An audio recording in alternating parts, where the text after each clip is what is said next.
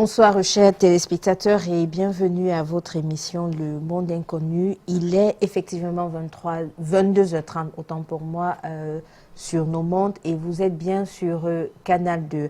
Alors comme à l'accoutumée, nous sommes là pour votre édification, pour notre édification, mais surtout pour votre plaisir. Et je ne suis pas seule, je suis accompagnée du professeur Emmanuel Glipod. Bonsoir professeur.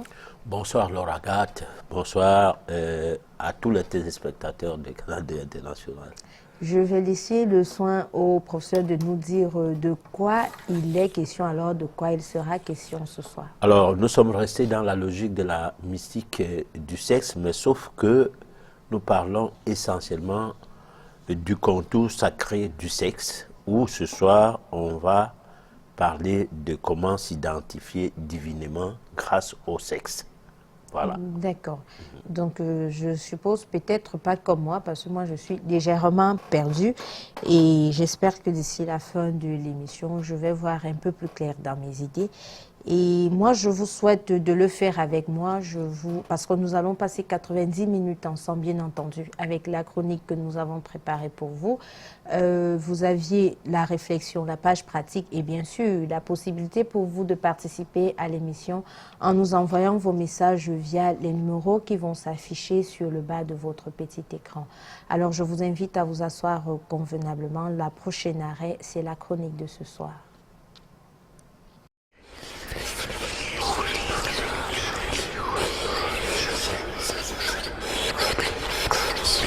La mystique du sexe. Le contour sacré du sexe. Première partie. S'identifier divinement grâce au sexe.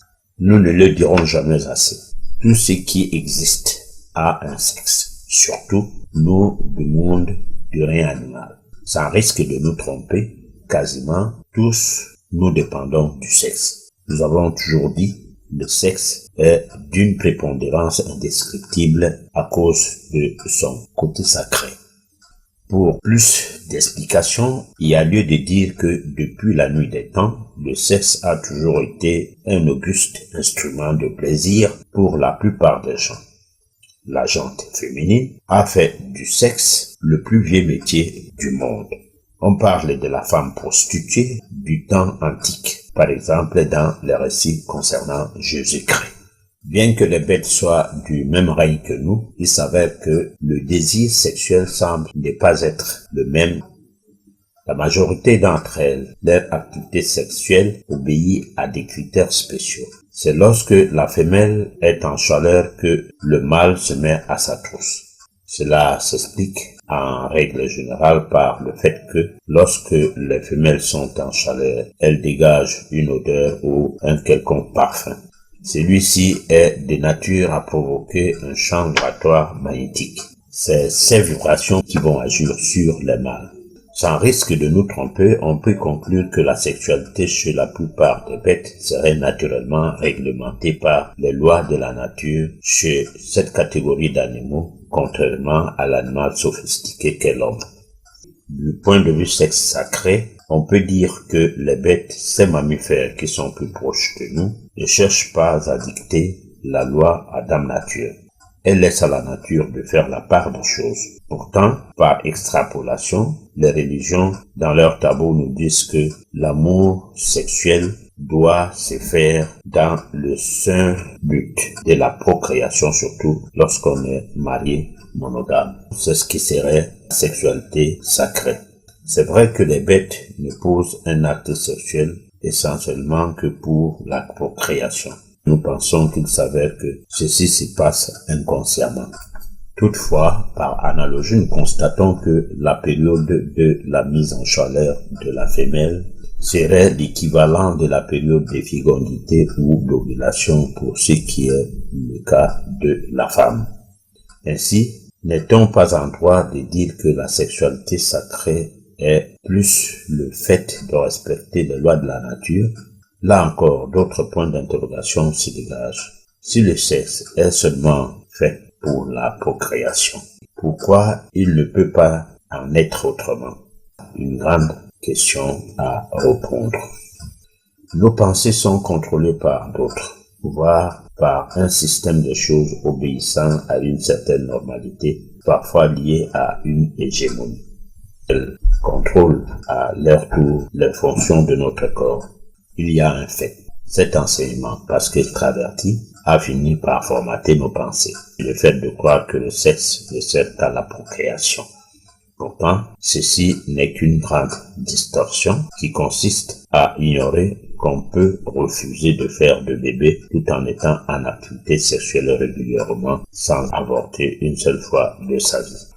Il suffit de se mettre dans la posture de la pensée positive et surtout la pensée parfaite en ces mots.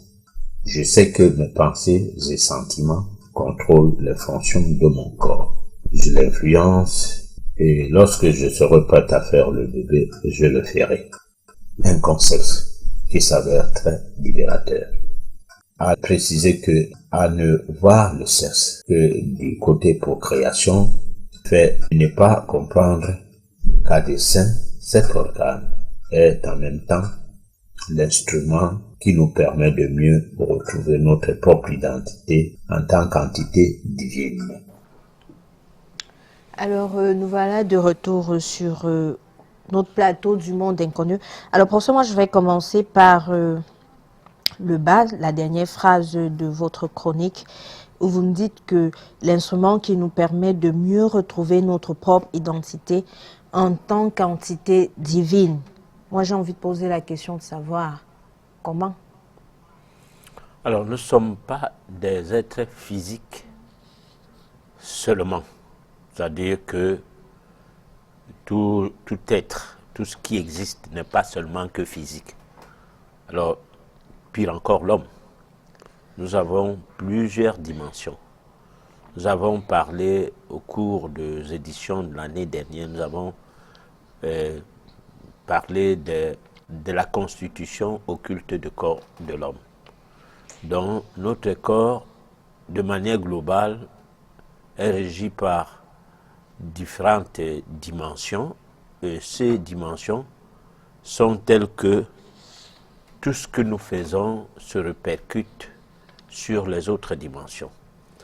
Si nous sommes sur la dimension charnelle, la sensation que nous aurons de cette dimension ne sera pas uniquement que charnelle, dans le cas du sexe par exemple, mais aura d'autres connivences qui seront indescriptibles. C'est ce qui fait que nous ne savons pas comment les choses se passent, nous les vivons.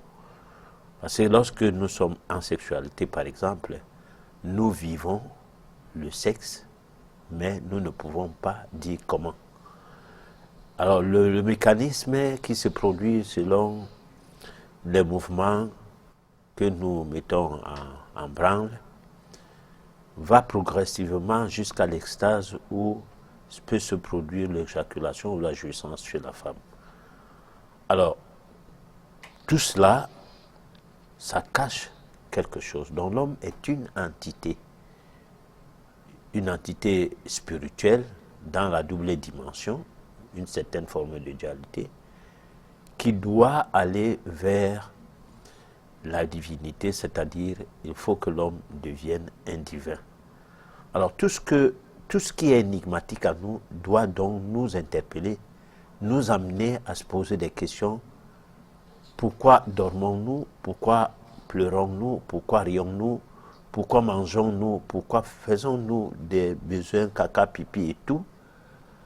Ça s'explique peut-être biologiquement, ça peut s'expliquer aussi autrement, mais au-delà de ces explications, on constate que ce n'est que des explications.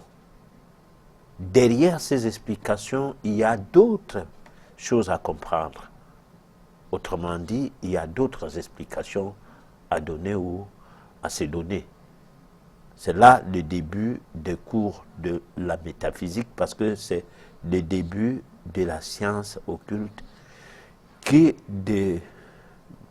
permet de décrypter ce qu'on ne peut pas savoir en étant sur la phase de perceptibilité ou bien de palpabilité de manière physique. Alors, mais, professeur, moi j'aimerais bien comprendre. Vous aviez parlé tout à l'heure des mouvements qui sont faits pendant un rapport sexuel. Mais à quel moment exactement, lors de ce rapport sexuel, on arrive à se rendre compte, alors à se retrouver, non, à s'identifier comme entité Divine. divine? Ah, moi, je ne crois pas qu'on peut, par le fait de vouloir répondre à une question, arriver à expliquer à quel moment, dans le rapport sexuel, on s'identifie. Non. C'est un processus, d'où la nécessité de cette question que tu poses là. C'est question d'un processus, c'est-à-dire que lorsque on va commencer à utiliser le sexe dans le but d'aller vers le fait de s'identifier comme entité divine, c'est en ce temps-là qu'on pourra. On ne peut pas, au stade actuel des choses, où on est en divertissement pour certains, où on est en satisfaction d'un désir, arriver à s'identifier comme entité divine à travers le sexe. Alors, c'est pour cette raison que, comme à l'accoutumée, quand nous prenons un thème, puisque nous ne pouvons pas en parler toute une journée, nous n'avons que 90 minutes, entre guillemets, pour le thème. Alors, il y a des thèmes qu'il faille mettre des années pour en parler et pour qu'on comprenne et qu'on y comprenne assez de choses. Ça veut dire que c'est des thèmes écoles. Ça veut dire que c'est des thèmes qui relèvent, qui se retrouvent, qui nous amènent à une autre dimension de la compréhension de la chose de la vie. Parce que derrière les thèmes comme celui-ci, se dégage l'impérialisme, c'est-à-dire l'exploitation de l'homme par l'homme sur le plan spirituel, qui empêche à ce que l'homme n'évolue pas. Parce qu'on ne sait pas ce que c'est que le sexe, qu'une bonne partie de notre évolution est en frein. Et qu'est-ce qui fait qu'on ne sache pas qu'est-ce que c'est que le sexe? Il y a deux choses. Il y a les traditions qui sont d'ordre coutumière, parce que la tradition, d'une manière globale, c'est la spiritualité, c'est la divinité. Mais quand ça entre dans les canaux des castes ou des coutumes, le tabou entre. On dit on ne parle pas de telle chose en public, alors c'est grossier, ça arrête. Celui qui vous dit ça, c'est que vous parlez, il venait de faire ça tout de suite. Bon, il a eu l'appétit de ça, mais il ne veut pas qu'on en parle parce que tu risques de découvrir qu'est-ce qu'il y a derrière et puis tu fais la même chose que lui et finalement peut-être tu te retrouves avec sa femme ou son enfant. Par exemple, dans le cas du sexe. Il y a aussi les religions, c'est-à-dire c'est des systèmes de dogmes où les gens se sont mis ensemble sur la base de leurs propres idées et inculquer une manière de croire à Dieu aux autres. Et cette manière est passée par le biais de la force, où d'un côté c'était l'armée à feu, de l'autre côté c'était l'armée blanche. Sous ces bassements du sang, on a érigé des édifices au nom de Dieu. Alors suivez mon regard. Alors, mais professeur, moi j'aimerais savoir, est-ce qu'il y aurait une différence entre, parce que vous avez dit tout à l'heure que le processus commence dès lors que on le fait en se disant qu'on veut atteindre la divinité.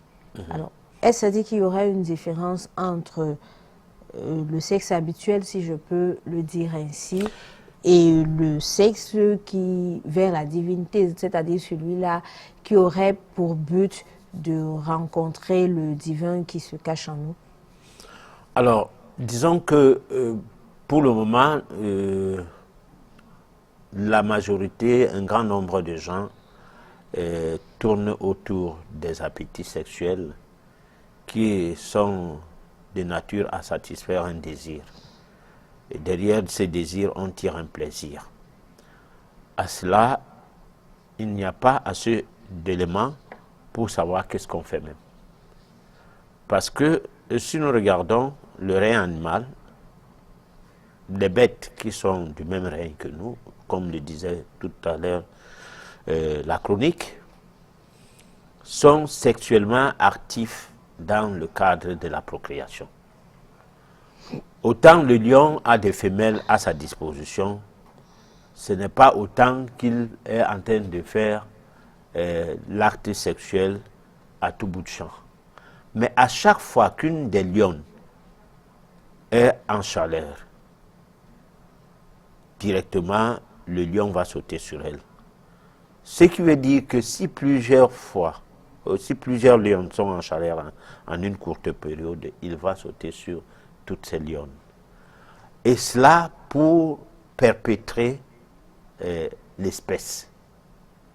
Alors, perpétrer l'espèce veut dire aussi faire une action divine. Parce que Dieu ne va plus venir créer.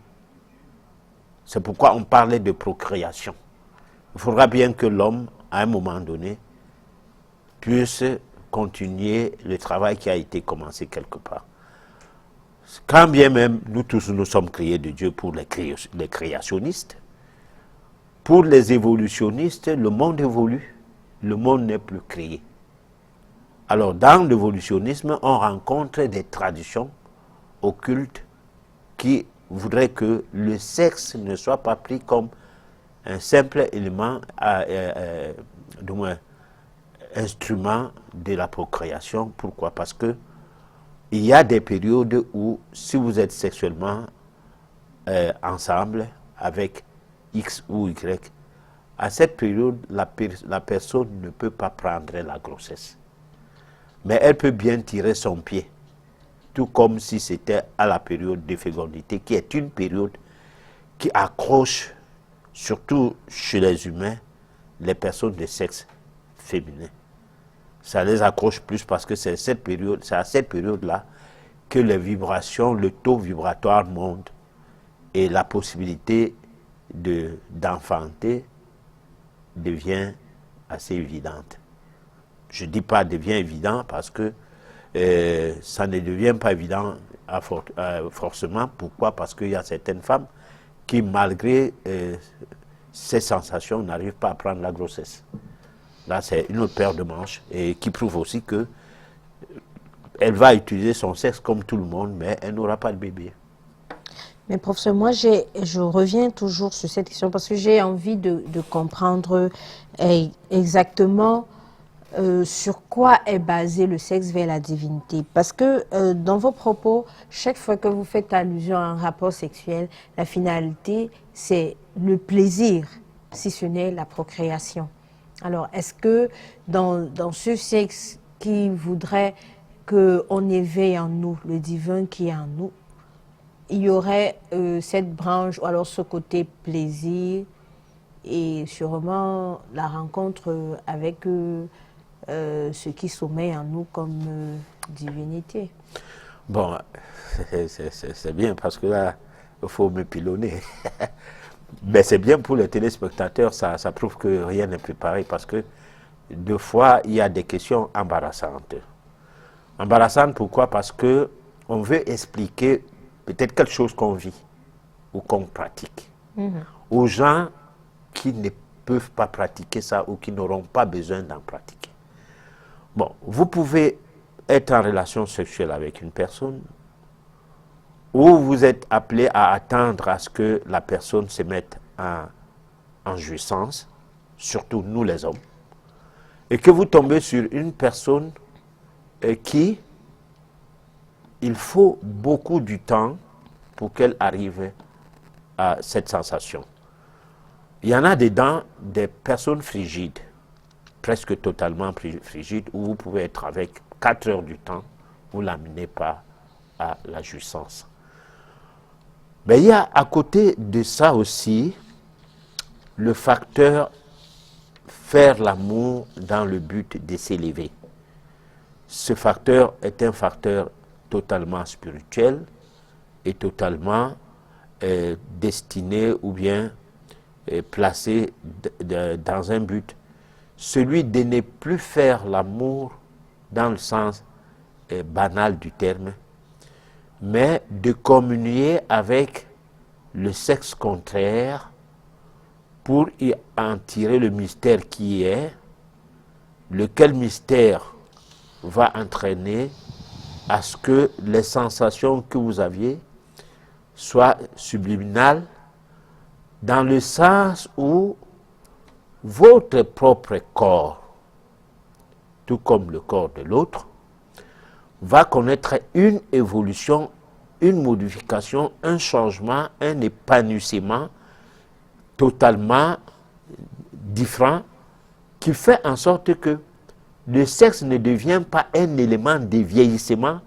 comme chez les prostituées, les vulgaires et mondains, mais un élément réparateur des cellules, allant jusqu'à la guérison de certaines maladies psychiatriques ou bien certaines maladies de nature subconsciente. Voilà. J'avoue que j'avoue que je suis encore un peu perdue, professeur, parce que dans les éditions passées, vous nous aviez dit que la jouissance, l'éjaculation relèverait de la sexualité banale. C'est-à-dire que ce sont deux éléments qui n'existent pas dans la sexualité qui voudraient En fait, qui considérer. existent mais qui ne sont pas importants. Ah, qui existent mais qui ne Oui, sont mais pas puisqu'on importants. peut y arriver à la fin du parcours. Expliquez-nous ça, professeur. Bon, c'est-à-dire, vous pouvez faire l'amour toute la nuit et vous n'éjaculez pas. C'est, bon, comme disent les uns et les autres, c'est un choix, non. Mais c'est un travail qu'on se le permet avec la complicité de l'autre. Parce que cela ne doit pas se faire sans la complicité de l'autre. Parce que au moment où vous éjaculez, vous l'homme, il peut arriver que c'est au même moment que l'autre se met en jouissance. Et là, il y a une sensation de quelque chose qui se met en symbiose et qui provoque d'autres sensations qui sont encore plus énigmatiques. Là, c'est un cas. Il y a un autre cas où vous faites l'amour, on dirait méditativement. C'est-à-dire que vous voulez atteindre un but. Et celui-là, vous décidez donc que vous faites l'amour ensemble. Parce que ce but, vous le voulez ensemble. Bon, là, c'est des couples qui comprennent ou alors qui sont d'une affinité extrêmement complice et qui pensent que l'élévation a évolué vers la divinité intéresse leur nature de couple. Et là, on peut faire toute une période à faire l'amour sans s'intéresser à l'éjaculation. On rencontre ça dans des traditions asiatiques, comme une culture castique, comme une culture qui concerne les gens de cet environnement, en termes de tradition. Parce que laver le visage le matin, ce n'est pas nécessaire pour tout le monde. Se brosser les dents, ce n'est pas nécessaire pour tout le monde. Et laver les mains avant de manger, ça n'intéresse pas tout le monde. C'est des choses qu'on édicte ou qu'on inculque dans la mentalité de certaines personnes. Et ça fait partie des mécanismes de certaines communautés en termes de coutumes à appliquer. Résultat, la même chose peut se faire dans le cadre métaphysique lorsque on veut s'élever spirituellement vers l'état des divins, c'est-à-dire lorsqu'on veut devenir un divin. Mais ceci en complicité avec sa moitié, entre guillemets, on peut y arriver. Parce que alors, vous n'allez pas faire vos pratiques là dans la rue, où vous trouvez une fille qui a besoin de 1000 francs, et puis vous lui dites, bon, écoutez, moi je vous donne même 10 000. Mais sauf que cette nuit, on va passer ça ensemble, à faire telle chose, à faire ce qu'on a à faire, mais autrement. Ça va dire que si tu veux faire des pratiques magiques, ou de la magie noire ou quoi, tu veux faire comme ça, fous le camp avec. Elle te remet 10 000. Alors, professeur, on a l'habitude d'entendre, on entend souvent dire qu'à travers le sexe, on peut aussi, j'ai envie de dire, prendre la malchance de l'autre. c'est-à-dire être contaminé par le mauvais sort de son partenaire ou de sa partenaire. Alors, est-ce que dans le cadre de la sexualité qui voudrait qu'on s'élève, il y aurait ce type d'échange ou alors c'est des échanges qui existeraient uniquement dans la sexualité de tous les jours? Alors, on en a parlé quand même une ou deux fois ici que vous pouvez rencontrer une femme, vous perdez votre boulot. Tout comme vous pouvez vous marier étant en fonction, dès que vous mariez, vous dégringolez. C'est-à-dire non seulement on vous rétrograde, mais vous pouvez même perdre l'emploi là.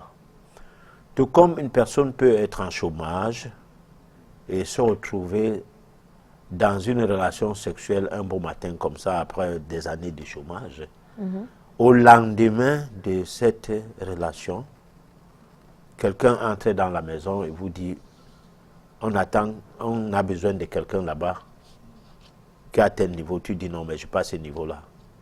Il dit, mais tu dis, mais je vais y aller quand même. Alors tu arrives là, comme par enchantement, tu discutes avec une ou deux personnes. Il dit, oui, oui, venez, entrez, venez ici.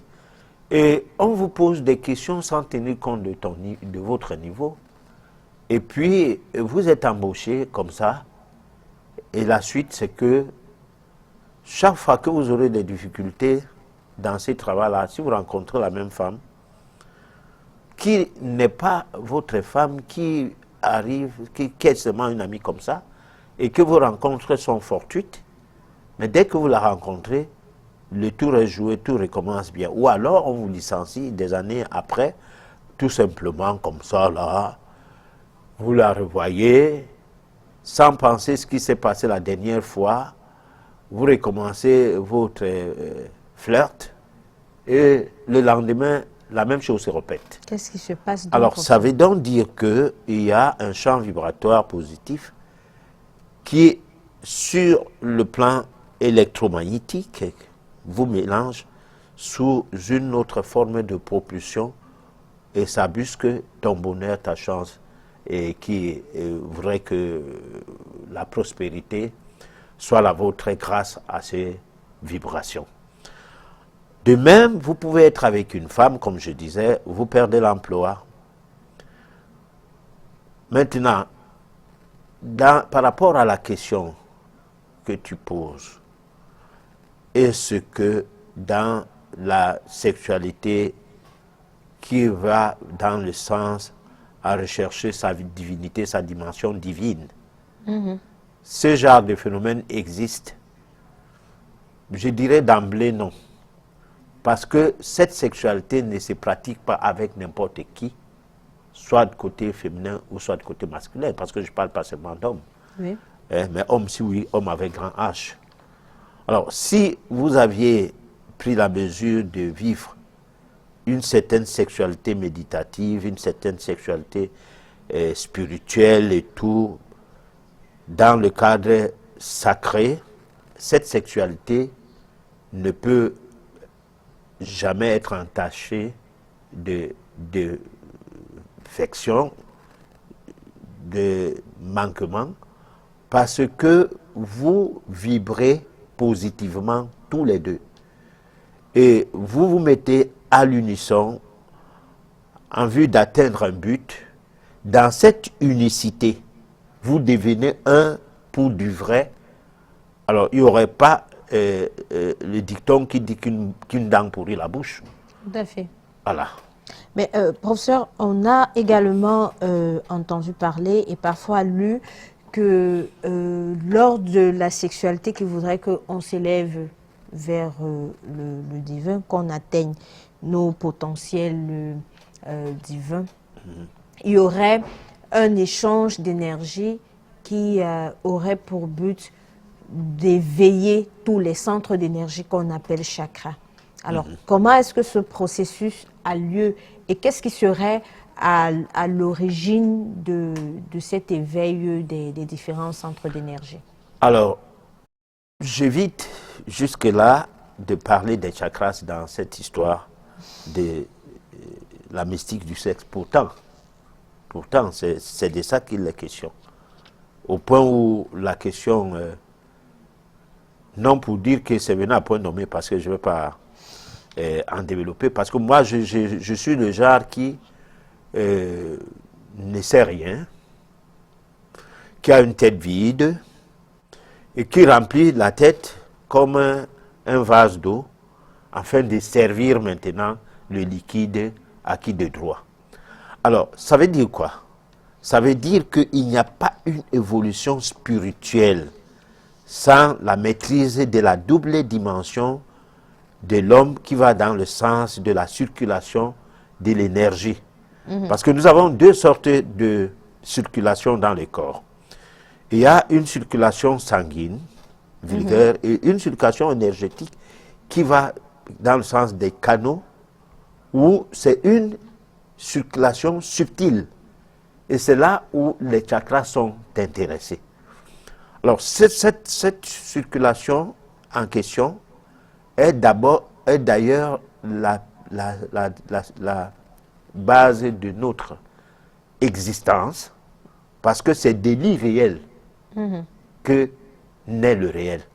Il n'existe pas quoi que ce soit dans la vie qui soit perceptible, présent et tout, alors que sa double dimension, ça de son côté invisible, ne saurait exister. Alors, ça veut donc dire que au niveau de notre organisme, le système nerveux, le central nerveux, est couvert est fait de deux parties, je vais dire.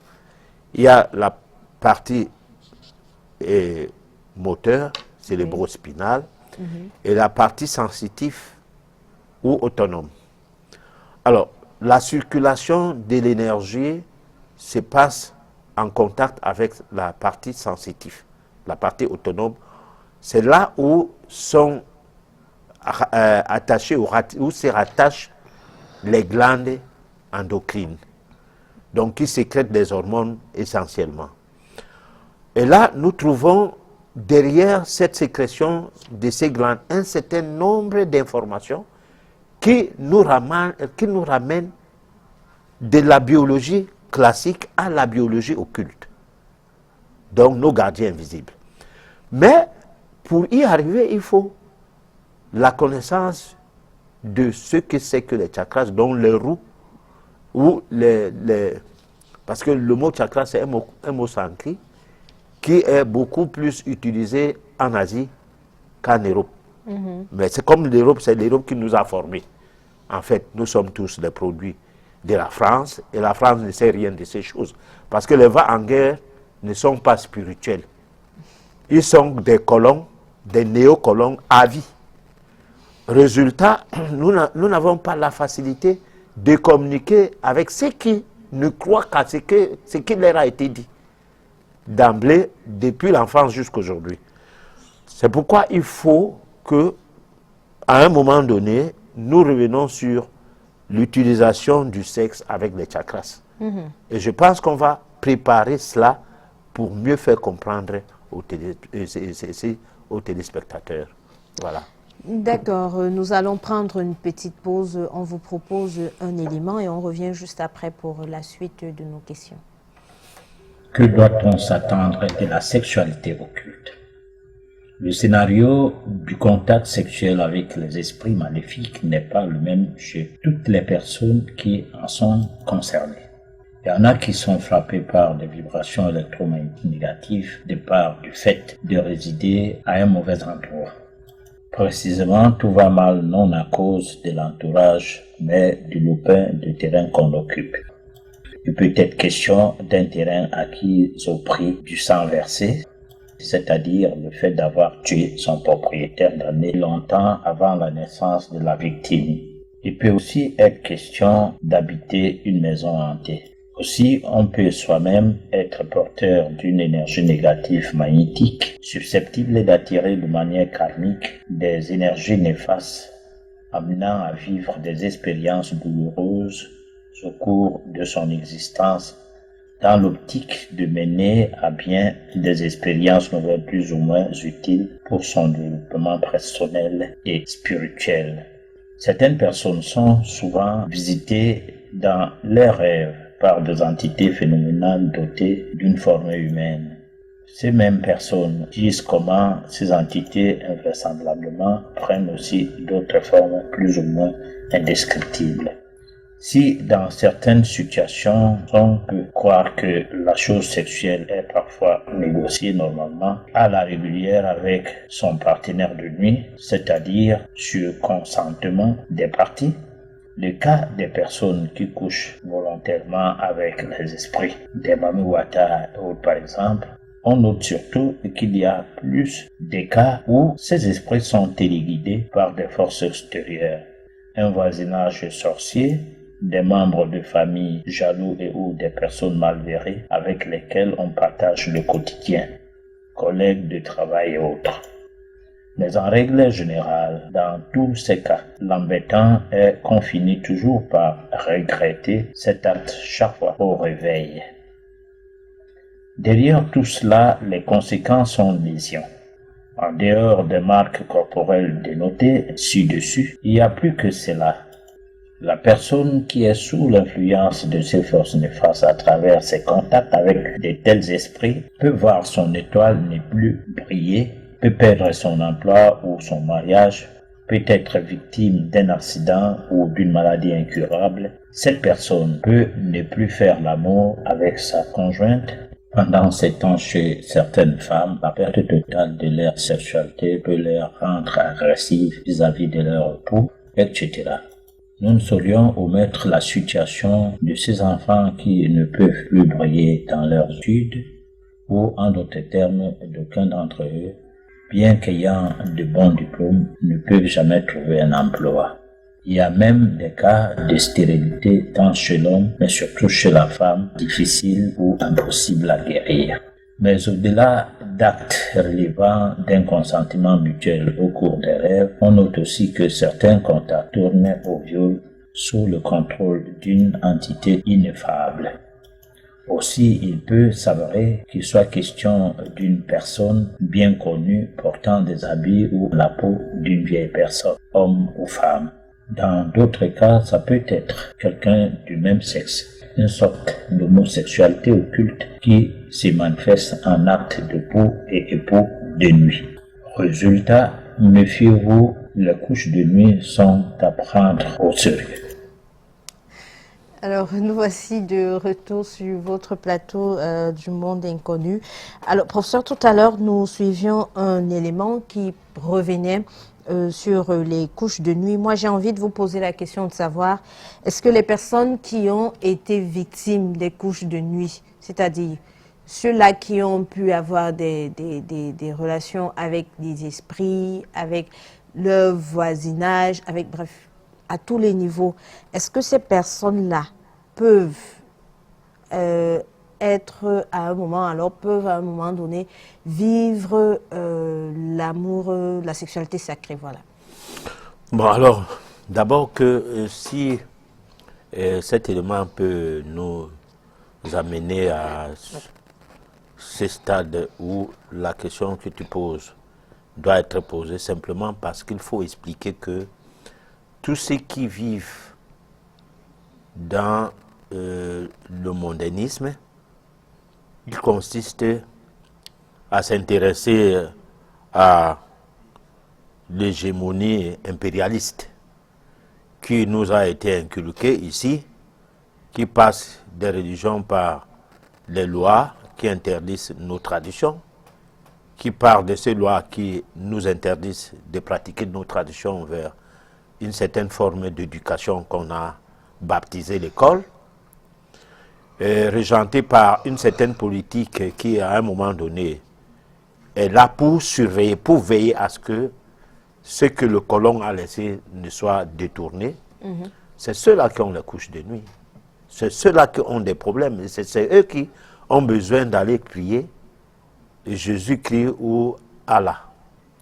Les autres gens qui sont restés dans les traditions, ancrés dans les traditions, soit ils pratiquent leur crâne, Pardon, un petit cafard, je m'excuse. Alors, traditionnellement, comme ça se doit et comme ça se faisait à l'époque de leurs ancêtres, ceux-là n'ont pas les problèmes de couche de nuit, n'ont aucun problème de sorcellerie et tout. Parce que il est prouvé que c'est grâce à l'implantation de la spiritualité imposée que la sorcellerie a pris le dessus sur les patriarches, les gardiens de communautés et tout.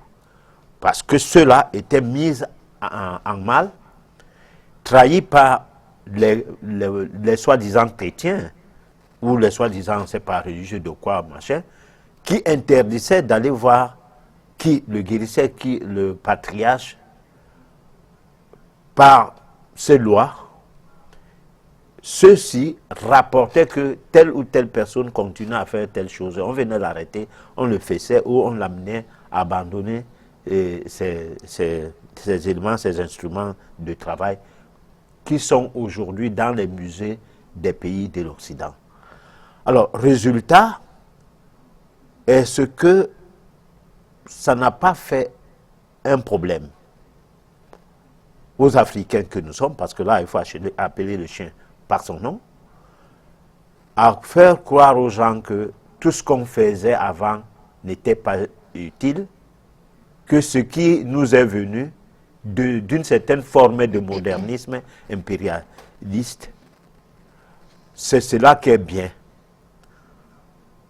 La sexualité devrait être enseignée dans les méthodes qui permettent à ce qu'on sache pourquoi le sexe. Et à partir du b.a.-ba du sexe, chacun, de son fort intérieur, pouvait, à partir des révélations qui devaient s'enchaîner, qui devaient s'en suivre, arriver à un point à mieux utiliser le sexe. C'est comme la langue française. On finit de te montrer le syllabaire, on te fait répéter les mots, on te fait combiner les lettres, des syllabes et tout. On te fait faire former les phrases, et après on t'abandonne. Tu commences à devenir un orateur hors pair où tu parles le genre de français que le français lui-même demande que. Mais ceux-là même, ils ont abandonné leur langue pour venir arracher la nôtre. Bon, c'est la même chose que on enseignerait aux enfants, entre guillemets, parce que si je ne parle pas des bébés, ni des personnes plus ou moins non majeures, mais des enfants que nous sommes, parce que jusqu'à plus de 60 ans, quand quelqu'un ne sait pas à quoi sert le sexe, ça veut dire qu'il est resté un enfant. Pourquoi? Parce qu'il ne veut pas parler de grossièreté. Pourquoi? Parce que ce genre de sujet ne l'intéresse pas. Pourquoi? Parce que sa religion ne s'intéresse pas à ces choses. Et la Bible en interdit, ou bien le Coran, c'est pas moi quoi.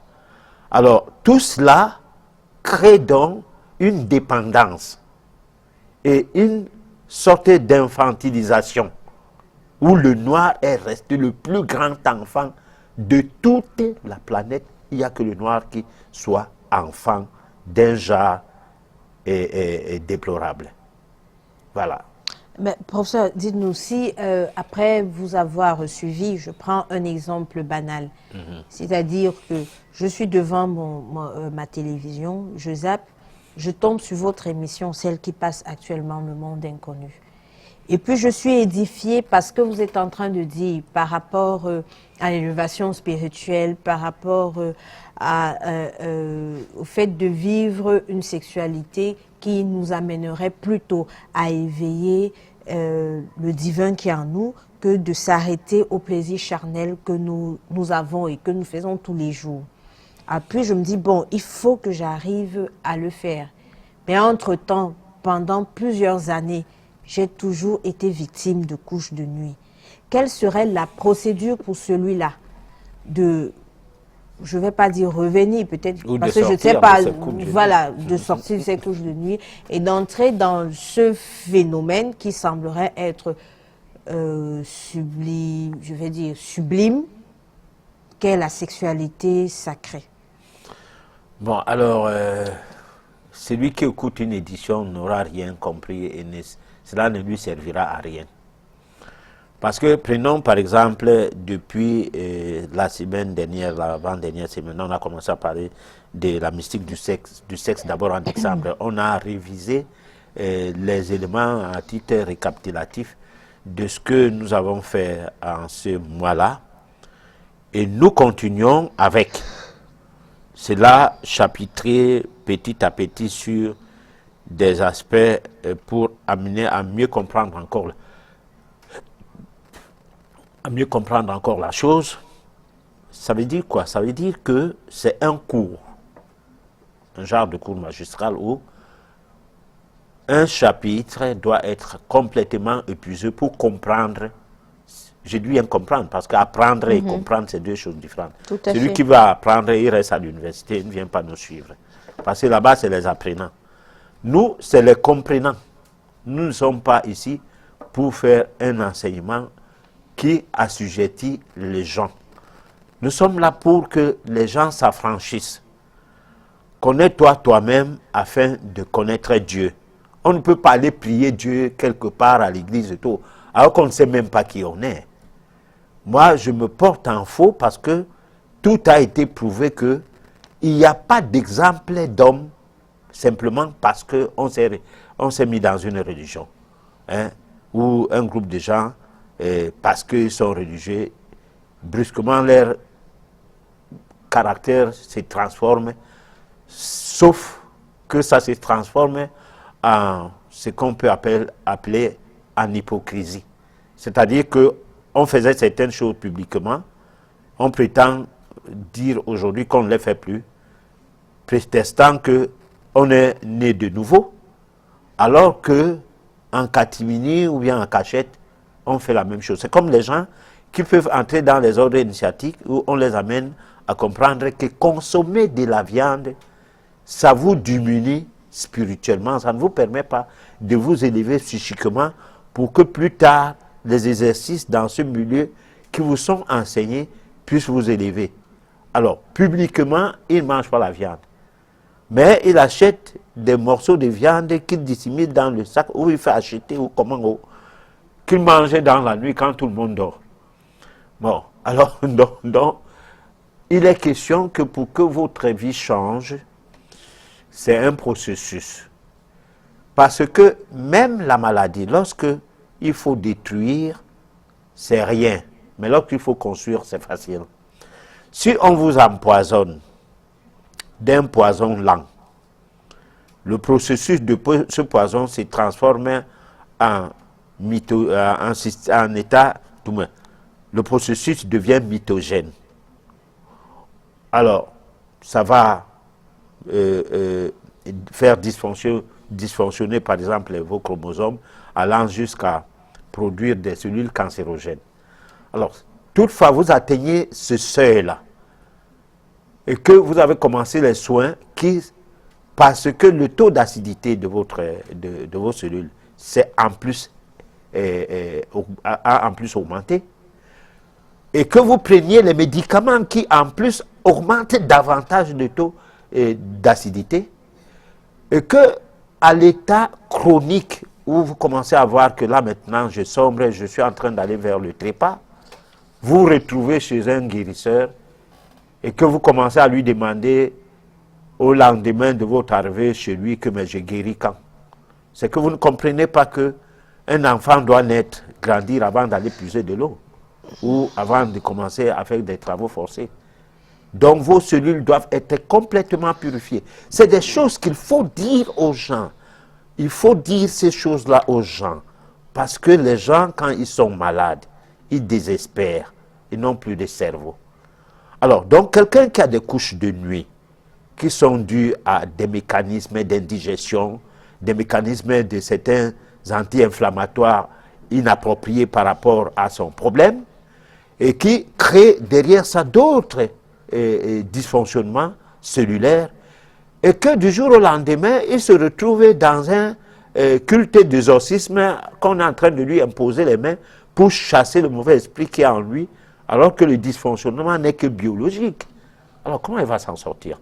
C'est la même chose pour ce qui est de la formation dans le domaine métaphysique, qui passe par une émission comme celle-ci, où les gens doivent comprendre que ce n'est pas de la rigolade. Nous ne sommes pas des tocards ou bien des arrogants ou des gens, ce n'est pas moi qui crois avoir le monopole de savoir.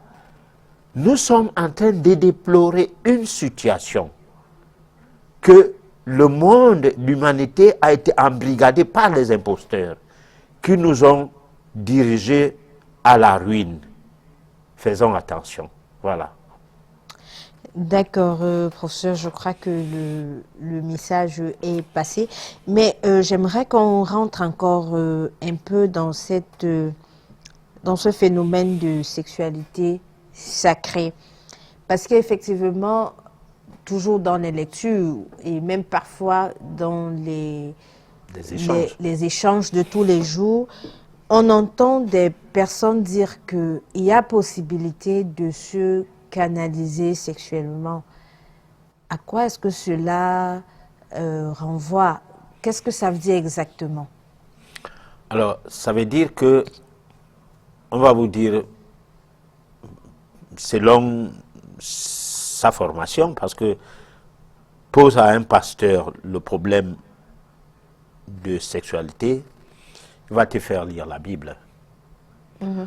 Alors, il va choisir les versets bibliques qui vont dans le sens du tabou du sexe. Il ne va pas te dire les versets bibliques de l'Ancien Testament qu'il taxait comme étant l'Ancienne Alliance, où David, qui était l'ami intime de Dieu, selon la Bible, avait plusieurs femmes, plus de 700, et des concubines, du moins plus de 300, et des concubines, n'en parlons pas. Et qui s'est permis le luxe de tuer un de ses soldats pour prendre son épouse. Et que derrière cette femme, le premier enfant étant décédé, il s'est mis à pleurer. Le second naît le roi Salomon. Et le roi Salomon, à lui, Dieu donna la sagesse. Bon, tellement de récits bien à écouter et amadouants, où finalement, parfois, est-ce qu'on lit la lettre ou bien l'esprit de la lettre? La question restait posée. Mais là, on ne te lira pas ces choses-là comme ça aussi, même s'il faille qu'on le lise, parce que je le sais, c'est que j'ai lu ça. Mais on va t'amener là où on dit, tu quitteras ton père pour être avec ta femme, avec une femme et tout, vous allez former une chair. Bon, et là, on va essayer de faire des commentaires.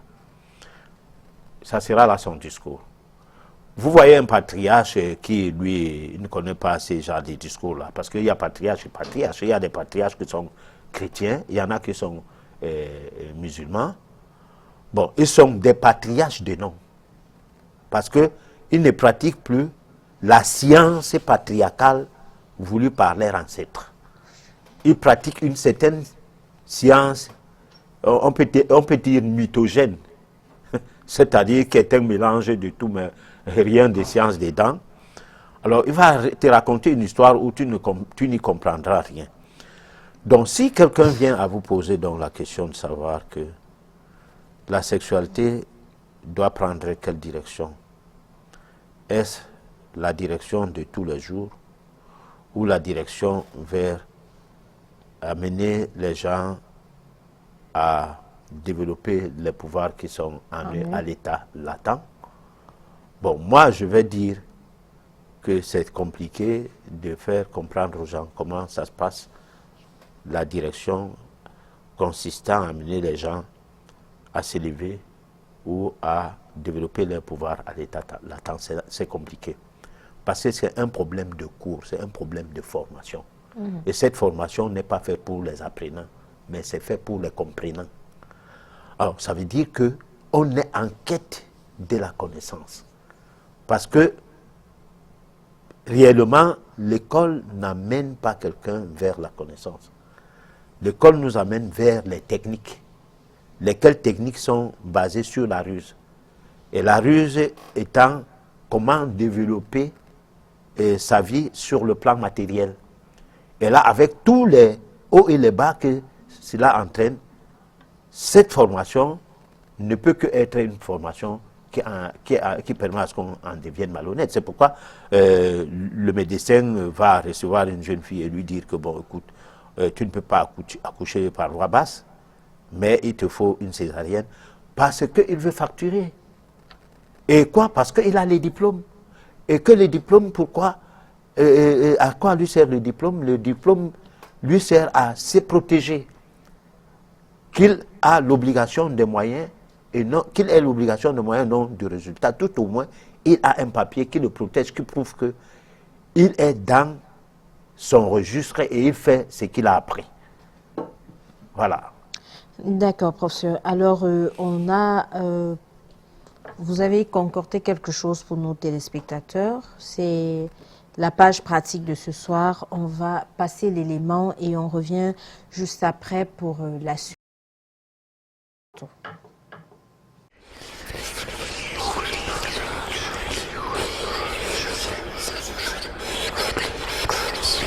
Alors, ce que je vais vous proposer, vous avez 2 secondes là devant vous. Là, je vais vous proposer quelque chose qui est d'aller mettre votre main. Vous prenez votre main, la main gauche par exemple, et vous allez la mettre sur votre sexe. Vous allez la mettre sur votre sexe. Moi, je vous montre là, pouf, elle est sur mon sexe. Voilà. Donc, vous la mettez sur votre sexe. Et là, vous sentez, vous sentez votre sexe. Donc, pour les femmes, vous allez sentir votre vulve. Pour les hommes, vous allez sentir, je dirais, l'ensemble du pénis et des testicules. Et a priori, ce que vous faites, c'est que vous imaginez que vous prenez dans votre main votre sexe. Et je vais simplement vous proposer quelque chose d'inversé. C'est aller dans votre sexe. Maintenant, vous allez consciemment, quand je dis aller dans votre sexe, vous mettez votre attention, alors pour les femmes, dans votre vulve, et pour les hommes, plutôt dans vos testicules. Parce que les testicules, vous allez voir, c'est très fin. Il y a des sensations presque plus fortes que dans le pénis. Donc, vous allez dans vos testicules ou dans votre vulve, dans votre sexe. Et maintenant, de là, vous allez sentir votre main. Et je vous propose, vous bougez un tout petit peu. Et en bougeant, qu'est-ce que vous faites? Vous sentez que vos testicules, vous les prenez non pas comme un organe sexuel, mais comme un organe de sensation, une sensorialité. Ils sont capables de ressentir. Oui, c'est normal. Hein, il y a des capteurs, il y a des cellules, donc ils ressentent. Et en fait, vous ressentez votre main. Donc en fait, ce sont vos testicules ou votre vulve qui vient ressentir votre main. Et maintenant, je vous propose d'aller respirer dedans, une des respirations lentes, comme si vous ressentiez, vous inspirez et vous expirez à partir de votre sexe. Donc vous bougez légèrement, vous voyez sur l'écran, on doit voir que je bouge légèrement. Et en même temps, vous inspirez et vous expirez très tranquillement.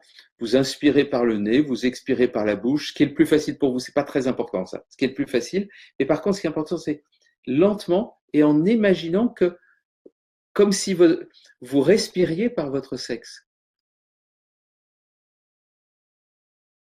Et en faisant, et vous vous ouvrez, vous voyez, comme si à l'intérieur c'était creux, à l'intérieur de votre corps c'était creux, et vous inspirez et ça monte dans votre corps.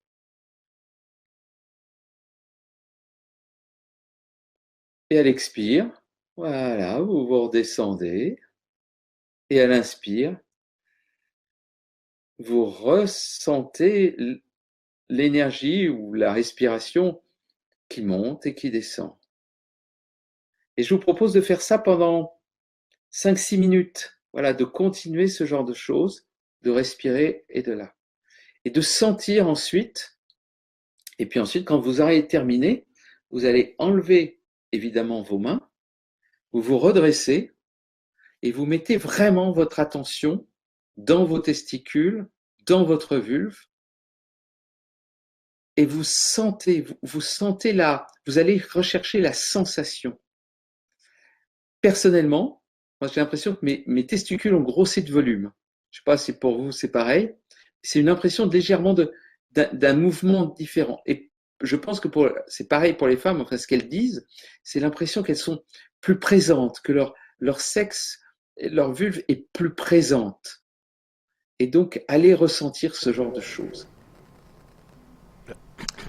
Alors, professeur, il s'agit d'un exercice, mais quel serait le but ou alors l'objectif visé de l'exercice que nous proposait cet élément? Alors, on a parlé des chakras tout à l'heure. Oui. Là, dans cet exercice, il y a la respiration, qui est un élément moteur pour le développement spirituel et pour la transformation de l'être intérieur.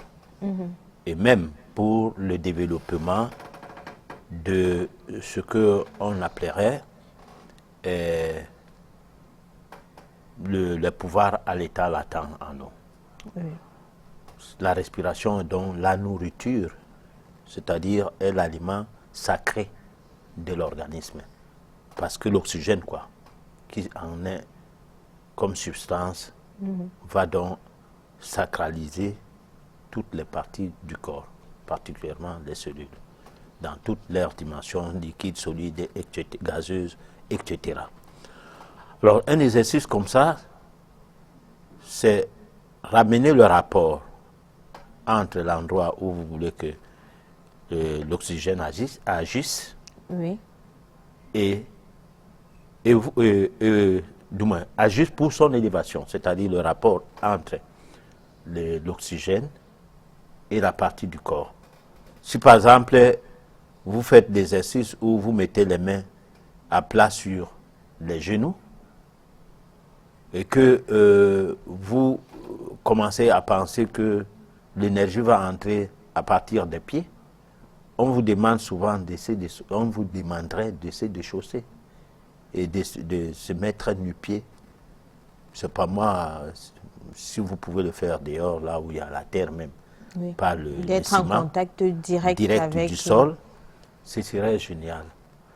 Ou vous pouvez vous asseoir à même les sols, sur une natte, sur un petit tapis, pour faire l'exercice. Alors, donc, c'est des choses pour amener l'homme à revivre son passé. Parce que, en réalité, nous nous sommes éloignés de notre passé. Parce que ce que l'homme était dans l'Antiquité, ce n'est pas ce qu'il est aujourd'hui. Ce que nous sommes aujourd'hui, c'est des hybrides d'hommes, des artificialisés, mais pas des hommes. Parce que le côté animal de l'homme est resté dans la bouffe, dans la dépravation. C'est là où le côté animal de l'homme est resté. Le reste est sophistiqué au point où, finalement, même l'oxygène, on n'a plus le droit. Bon, donc, de temps en temps, il faut donc faire ce genre d'exercice. Voilà. Mais professeur, j'ai envie de vous poser la question de savoir, actuellement nous vivons dans un monde, et même nous sommes à Douala, dans une ville, dans laquelle l'air que nous respirons n'est pas toujours pur. Est-ce que je vais dire comment, cet exercice, non, l'oxygène que nous allons respirer pour cet exercice, est-ce que ce serait bénéfique dans la mesure où nous sommes dans un environnement pollué? Alors, la pollution de l'air n'est pas comme la pollution des aliments. Quand les gens mangent des poules qui n'ont rien de poule que la forme physique, quand ils mangent des viandes qui ne nourrissent pas l'organisme, quand ils boivent des boissons qu'ils appellent des jus alors qu'il n'y a rien de fruits dedans, rien que le colorant et du sucre et l'eau, lorsqu'on fait tout cela, on est plus poli et on ne meurt pas vite. On meurt progressivement, on tombe malade et on termine à la morgue et presque tous les genres humains aujourd'hui finissent leur vie à l'hôpital. Alors, par contre, si on respire l'air que nous avons, qui n'est pas tout à fait... qui n'est plus l'air du village, parce que, ou des campagnes, c'est pas moi quoi, ou des bordures d'océan et autres, mais les tuyaux d'échappement des véhicules, les usines par-ci, par-là, et tout ce que ça développe comme des gaz à partir des caniveaux qui sont jamais curés ou qui sont mal curés, où on y verse tout. cette terre est polluée, certes, mais cette pollution est moins grave parce que le gaz carbonique qui sort du corps par le biais de la circulation de l'oxygène peut être porteur de certaines particules nocives de cette air par enchantement. Parce que ce n'est pas un poison, ce n'est pas un gaz qui empoisonne l'oxygène directement. Donc ça peut être géré. D'accord. Voilà. Donc, c'était bon à savoir. On va donner les réponses aux multiples messages que nous recevons. Mais avant, j'aimerais vous rappeler, chers téléspectateurs, que nous ne prenons pas les appels en direct. Vous avez juste la possibilité de faire les messages et nous prenons sur nous de vous apporter les différentes réponses dans la mesure du possible. C'est le SOS téléspectateur.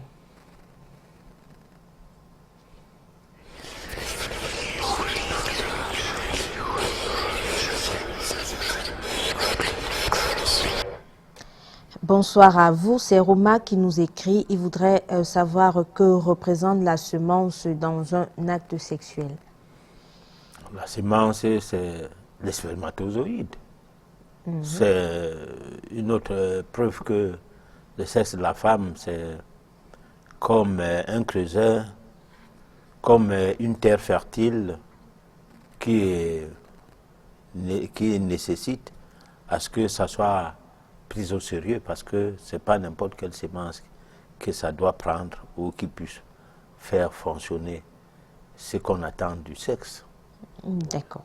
Alors, quel serait l'impact du sexe sur notre vie sociale? Le message n'est malheureusement pas signé. L'impact, c'est que ça peut nous divertir, ça peut nous nourrir, ça peut nous déstresser, ça peut nous aider à retrouver un certain équilibre psychique ou psychiatrique. Tout dépend de qu'est-ce que ça peut bien nous être utile.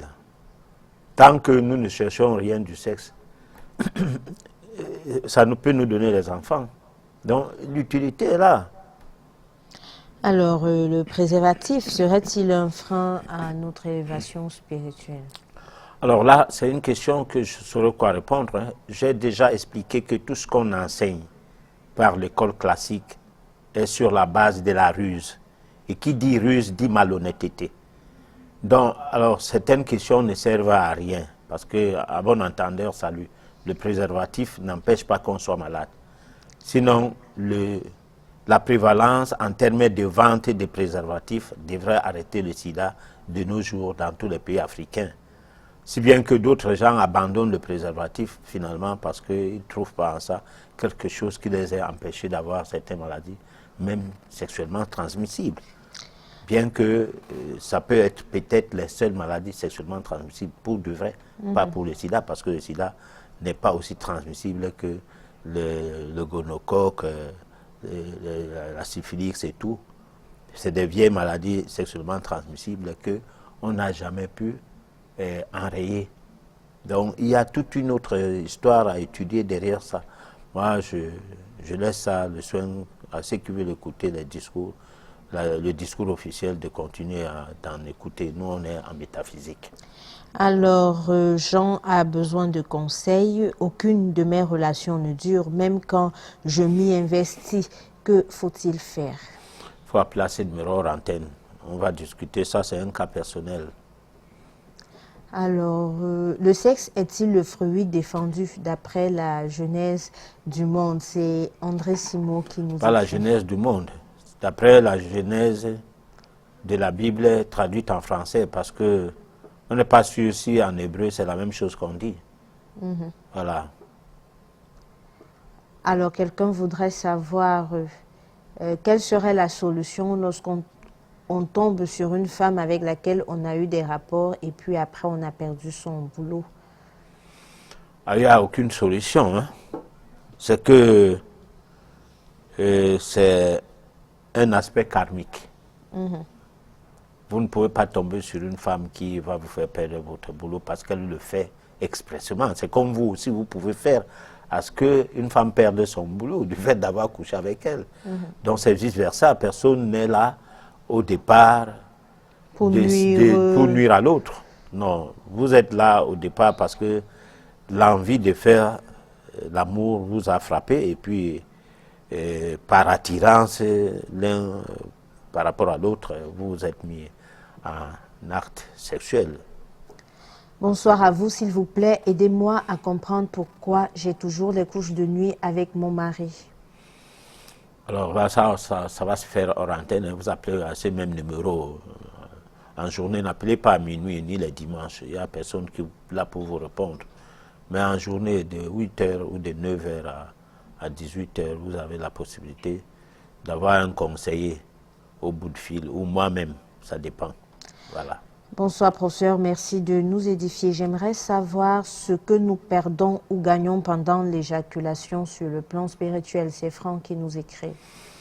Alors, sur le plan spirituel, lorsque vous éjaculez pour éjaculer, c'est bon parce que sur le plan biologique ou physiologique, vous trouvez votre équilibre, on l'a dit tout à l'heure, donc ce n'est pas une mauvaise chose. Mais sur le plan spirituel, vous pouvez éjaculer et cela vous diminue. Ça diminue quelque chose en vous sur ce plan. C'est pour cette raison que, parlant de la spiritualité qui est faite d'un pôle négatif et d'un pôle positif, vous pouvez perdre votre emploi ou alors vous pouvez en gagner trop pour avoir éjaculé. Donc, on perd comme on gagne. Là, il n'y a pas un problème à décrier. Voilà.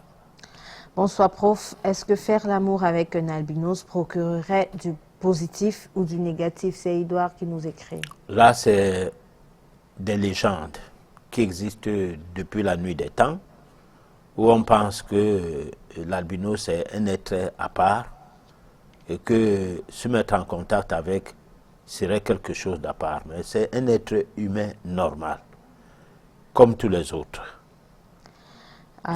Voilà. Oui. Donc, il n'y a pas à dire qu'on va gagner quelque chose ou on ne va pas gagner quelque chose. Il n'y a rien à rechercher à ça.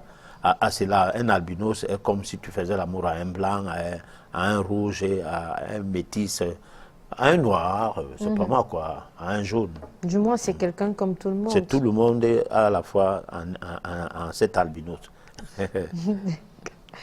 Alors, bonsoir, s'il vous plaît, j'ai besoin d'un conseil. À chaque fois que je fais l'amour avec mon petit ami, à un moment donné, je sens un dégoût. Subitement, que faire? Il faut commencer à bien l'aimer. Peut-être ça va aider. Et puis, il faut un peu de fantasme au départ. Ça va faire que le dégoût va disparaître. Je crois que c'est un homme qui a le dégoût. Parce que souvent, les femmes n'ont pas le dégoût. Quand elles ont accepté de faire l'amour, ça marche. Chez les hommes, ça arrive, mais les raisons sont quelque part. C'est comme si on se reprochait d'avoir posé l'acte. Donc ça ressemble un peu aussi comme une femme qui a été violée, sauf qu'ici, l'homme ne peut pas se mettre en érection alors qu'il n'est pas consentant. Voilà. Alors, une question, on a déjà parlé de ça, la malchance que pourrait nous apporter le sexe, malchance ou alors, on va dire quoi? Bonne chance. Non, chance, oui. Alors, bonsoir au professeur, le sujet de ce soir m'interpelle. J'ai ma fiancée qui se plaint de n'avoir plus de plaisir après avoir fait l'amour. Ceci étant, j'ai remarqué qu'elle s'agite beaucoup dans son sommeil et elle se réveille le plus souvent en cascade et avec les larmes aux yeux. Que faire? C'est Prince qui nous écrit. Même conseil. Appelez à ces numéros hors antenne. Vous allez trouver un conseil au bout de fil. Et peut-être ça va apporter quelques débuts de réponse à votre problème, pour ne pas dire début de solution. Bonsoir, c'est Minka Joseph depuis Douala. Y a-t-il un moyen de coucher avec une femme sans éjaculer? Et que signifie chakra? Alors, qu'est-ce que c'est que le chakra? On peut coucher avec une femme sans éjaculer quand on a déjà atteint une certaine maturité sexuelle. Ça ne se passe pas avec des gens.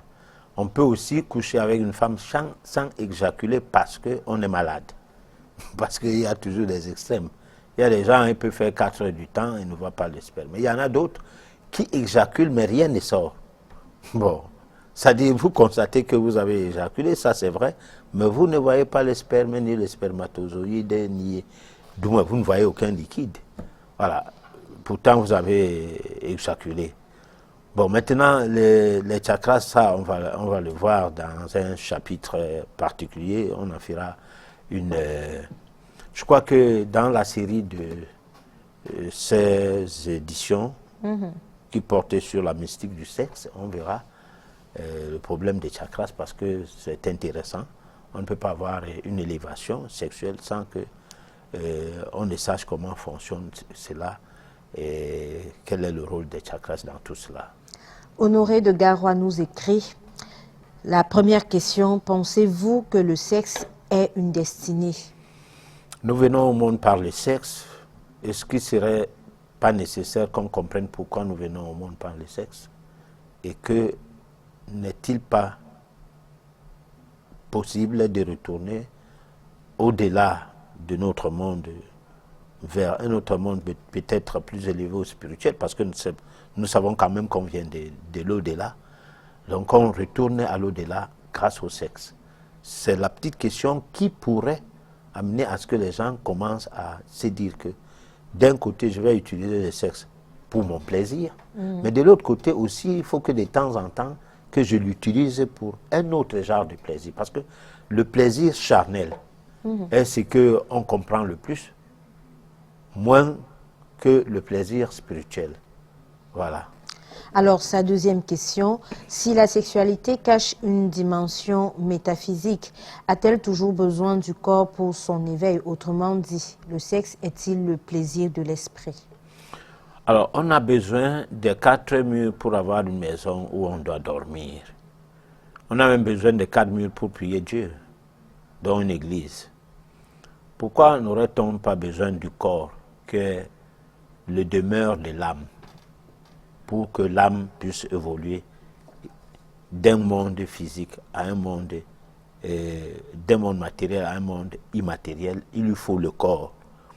Et c'est le corps qui s'occupe du côté charnel du sexe et l'âme s'occupe du côté spirituel du sexe. Voilà. Alors, on a Fidèle qui nous écrit. Bonsoir à vous sur le plateau, s'il vous plaît. Je voulais savoir quel impact négatif la masturbation a sur celui qui le pratique. On le verra dans la série de ces éditions qui parlent de la mystique du sexe. On va parler de la masturbation. Alors, Lydie nous écrit et nous salue. J'aimerais savoir ce que c'est que la magie noire et est-elle liée au sexe? Oui, la magie noire peut être liée au sexe. On peut même faire des cérémonies en magie noire, comme l'église de Satan qui existe quelque part en Occident, où on prie Satan à la place de Dieu, on pense que Dieu est usurpateur. Nous, en Afrique, on ne connaît pas Satan, parce qu'il n'y a pas ce mot dans nos langues. Alors, ça montre combien ceux qui sont venus nous dire que la sorcellerie n'existait pas dans l'ancien temps, seul Dieu, machin et tout, et ils croient à des choses qui sont parfois inventées ou bien qui relèvent des esprits démoniaques. Bon, donc, je ne saurais quoi répondre à cette question-là parce que c'est complexe. Voilà. Alors, je suis lui. Ma question est celle de savoir quelle serait la différence entre l'acte de chair et l'acte d'esprit. La différence est que l'acte de chair concerne le corps physique, l'acte d'esprit concerne les autres dimensions du corps. Voilà. Bonsoir à vous. Juste savoir en ce qui concerne la masturbation, causes, conséquences, etc. C'est Justin qui nous écrit depuis. Justin, vous aurez dans le cadre d'une émission un chapitre de cette série d'éditions, La mystique du sexe. Vous aurez un chapitre qui va parler de la masturbation. Nous prendrons le temps pour ça. Ne vous inquiétez pas, restez les nôtres. Alors, bonsoir le panel. Comment faire pour réveiller ou faire briller à nouveau mon étoile? C'est Patrick qui nous écrit depuis Yaoundé. Il faut d'abord savoir qu'est-ce qui a bloqué votre étoile, ou qu'est-ce qui l'a fermé, ou qu'est-ce qui l'a endormi. Et à partir de là, on pourra vous conseiller comment le réveiller. Donc, l'essentiel, c'est de nous appeler hors antenne et on se change un peu pour mieux comprendre qu'est-ce qu'on doit vous donner comme réponse, parce que nous ne sommes pas des sensationnalistes. Voilà. Alors, bonsoir le panel, très belle émission. Je bénis votre invité car un grand travail est en train d'être fait. Je crois que l'Afrique va changer. C'était juste une contribution. Bonsoir professeur, votre commentaire par rapport aux couches de nuit quand quelqu'un qui ne sort pas de sa tradition mais vit des couches de nuit, comment expliquer cela? Ça s'explique que sa tradition, il prend ça à la légère. Parce que la tradition voudrait qu'on sache, c'est que depuis ses ancêtres, on préconisait en matière de soins de santé. Vous ne pouvez pas béatifier les crânes et boire les médicaments. Quand vous êtes des crânes, buvez des potions à base de plantes médicinales. Mais si le week-end vous êtes au village avec les crânes, toute la semaine vous êtes à l'hôpital en train de boire les anti-inflammatoires et tout, bon, ne soyez pas étonnés que vous êtes en déphasage avec vos coutumes. Parce que les coutumes, c'est de la tête jusqu'aux pieds, de la monte jusqu'à l'aval. Interrogez toujours les gens qui sont derrière ces coutumes, comment ça s'est toujours passé. Parce qu'avant l'arrivée des Blancs en Afrique, on vivait déjà. Les Blancs ne nous ont pas créés. Bon, pourquoi aujourd'hui on ne vit que selon eux? Nous devons chercher à savoir comment était l'Afrique avant. Même si on pense qu'on n'avait pas de voitures, des avions et tout, mais c'est parce qu'on ne connaît pas l'histoire de l'Afrique. Tout cela, il existait des avions supersoniques. Moi, j'ai lu Philos qui, dans un titre, j'ai vécu sur deux planètes, il parlait des avions supersoniques à l'époque de la civilisation égyptienne. Donc, ce chose dans les normes existent depuis. Elles ont seulement été développées. Alors, on a deux questions d'un téléspectateur, malheureusement, qui n'a pas signé le message. La première question, c'est comment faire pour éviter de tomber sous les forces des couches de nuit? Et la deuxième question, comment détecter si notre partenaire fait des pratiques mystiques pendant l'acte sexuel consenti en éveil avec lui? Alors, d'abord, on a expliqué les couches de nuit plusieurs fois, comment on devrait les éviter ou comment ça pouvait nous arriver de par la façon de manger, la façon de vivre et tout. Bon, pour ce qui est des pratiques qui peuvent arriver pendant qu'on est en sexualité avec X ou Y, comment ça se passe, là, je ne peux pas vous dire parce que c'est une situation assez délicate. On peut vous dire une chose et par hasard, peut-être quelqu'un tousse. Comme vous dites que si quelqu'un, au cours de l'acte sexuel, tousse, c'est qu'il est en train de faire des pratiques, ou de la pratique de la magie noire ou quoi. Quelqu'un a sa toux, normal, mais ça venait de commencer ou ça vient de finir. Au cours de l'acte sexuel, allez, il tousse. Vous lui portez plainte. Ça va se reposer sur qui? On vous dit, cessez de manger du poisson qu'on vous donne. Apprenez à pêcher le poisson. Les cours de métaphysique existent. La connaissance de soi commence d'abord avant la connaissance d'autrui. Si vous voulez devenir l'apôtre de Dieu, cherchez à connaître qui êtes-vous. Connais-toi toi-même afin de connaître Dieu. Donc à partir de là, vous n'aurez plus de questions à poser. Est-ce que quelqu'un pratique la magie noire sur moi ou quoi? Pour le moment, on essaie de vous guider, de vous aider, parce qu'on ne peut pas dire à un enfant que pourquoi tu ne marches pas. Non, on doit l'aider à ce qu'il marche. Donc l'émission aussi, c'est pour aider à ce que ceux qui ne peuvent pas marcher puissent marcher. Voilà, mais ça ne veut pas dire que ça doit rester comme ça. D'accord. Alors, Laurent depuis Douala, bonsoir, professeur, sans blague. Moi, je pense que c'est à cause du sexe que Adam et Ève ont été chassés du jardin, parce qu'il n'était pas encore temps pour eux de connaître ce plaisir. C'était une contribution. Non, c'est une sale contribution.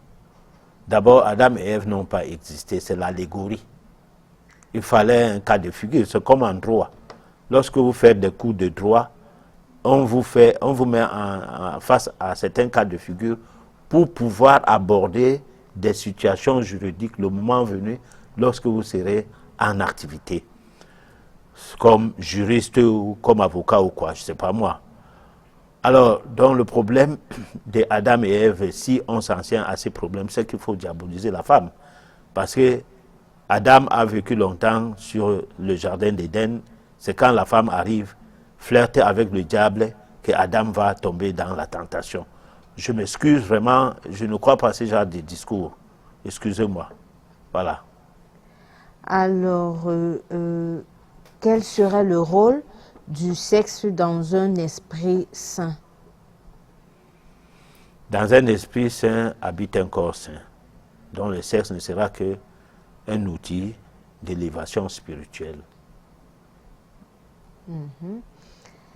J'ai l'impression que ce soir, les téléspectateurs sont passés un peu à côté du thème parce que on a des questions qui reviennent sur les couches de nuit. Mais vous pouvez rentrer sur YouTube pour réécouter les éditions qui ont traité des couches de nuit et vous aurez toutes les réponses à vos questions. Alors, une autre question.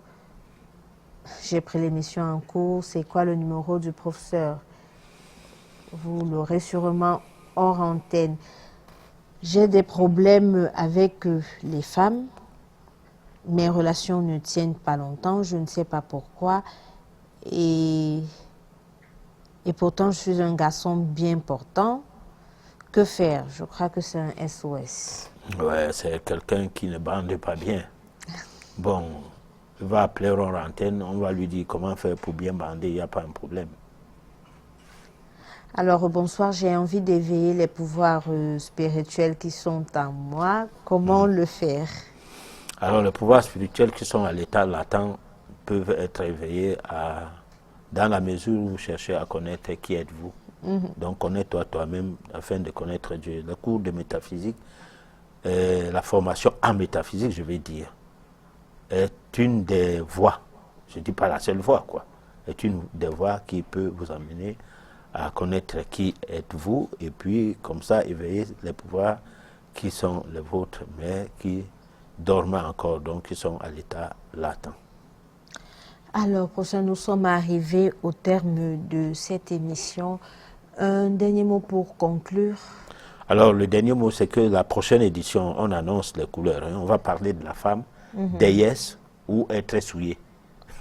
Oui. Oui, femme, déesse ou être souillée. Parce que l'Église a souillé la femme. Quand la femme voit les règles, il ne faut pas coucher avec. Même les musulmans. Il faut qu'on relève l'équivoque. Donc, soyez nombreux à nous suivre la prochaine édition. On va y aller de fond en comble. Voilà. D'accord. Alors, moi, j'ai été ravie de vous avoir si nombreux ce soir. Ce qui est à retenir de tout ce qui a été dit ce soir, c'est de savoir que le sexe est une voie qui pourrait nous permettre, non, qui permet d'éveiller en nous le divin qui sommeille. Mais vivre l'amour serait l'idéal, juste que c'est un combat perpétuel. C'est tous les jours qu'il faut essayer, c'est tous les jours qu'il faut persévérer pour enfin arriver un jour à l'extase suprême et devenir en même temps un être suprême. Je vous souhaite de passer une agréable soirée. Nous nous retrouvons mardi prochain lorsqu'il sera 22h30 sur votre chaîne Canal 2. D'ici là, portez-vous bien.